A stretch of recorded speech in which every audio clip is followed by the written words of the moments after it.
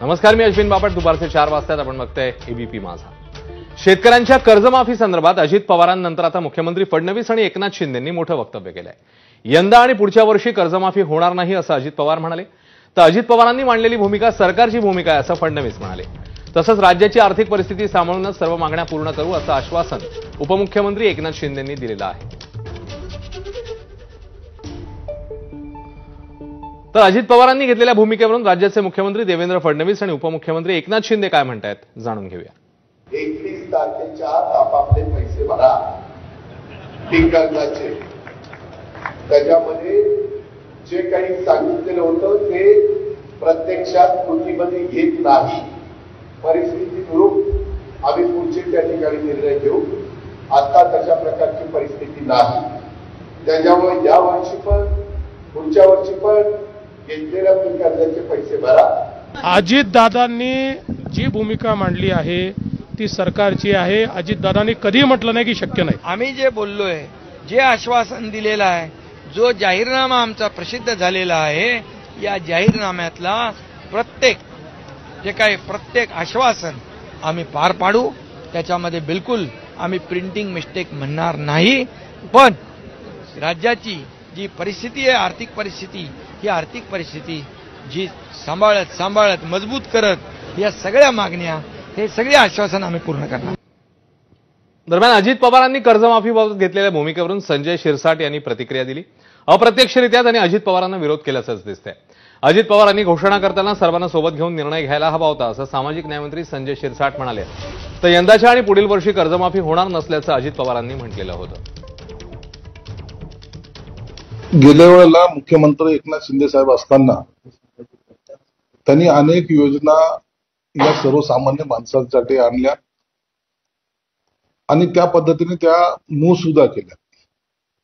त्याचा निश्चितच काही भार हा सरकारच्या अर्थसंकल्पावर आलेला आहे. हे प्रत्येक जण मान्य करतो, आम्ही पण मान्य करतो. ह्या सर्व गोष्टी ह्या जर एकत्रित बसून चर्चा करून जर हा निर्णय घेतला असता तर तो योग्य झाला असता.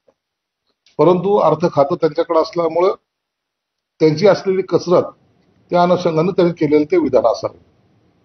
दरम्यान विधिमंडळ पक्षनेते विजय वडेट्टीवार यांनी सरकारवर टीकेची झोड उठवली. नेमकं ते काय म्हणतायत बघूया. राज्य हे आता डबघाईस आलेलं आहे आणि म्हणून ज्या योजना निवडणुकीच्या तोंडावर आणून या राज्याची अर्थव्यवस्था खिळखिळी केली आणि म्हणून आता दिलेल्या आश्वासनाचा विसर या सरकारला झाला आहे. या सरकारची नियतच नाही मुळात द्यायची.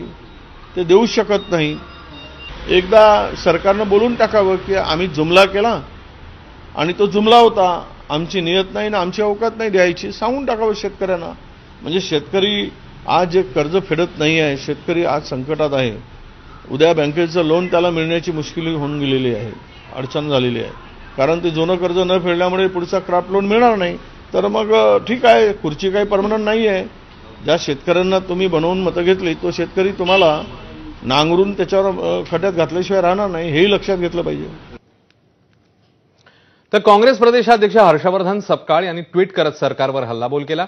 लाडक्या बहिणींची सरकार फसवणूक करत असल्याचं सपकाळ म्हणतायत. पाहूया.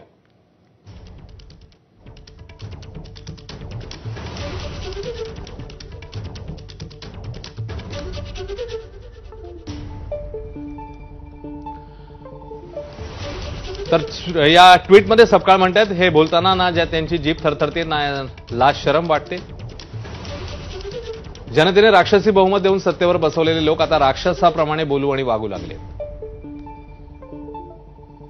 विधानसभा निवडणुकीत कर्जमाफी देऊ असं आश्वासन देऊन महायुतीनं राज्यातल्या शेतकऱ्यांची मतं घेतली.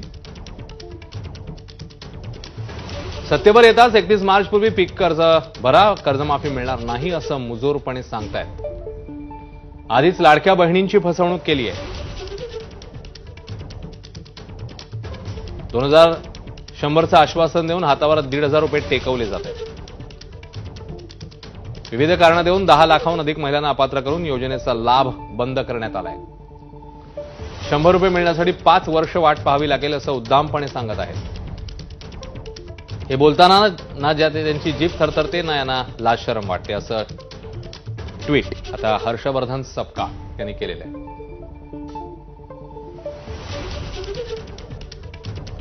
साताऱ्याचे भाजप खासदार उदयनराजेंनी सरकारलाच घरचा आहेर दिलाय. सरकार बोळ्याने दूध पितंय का असा संतप्त सवाल उदयनराजेंनी सरकारसमोर उपस्थित केला.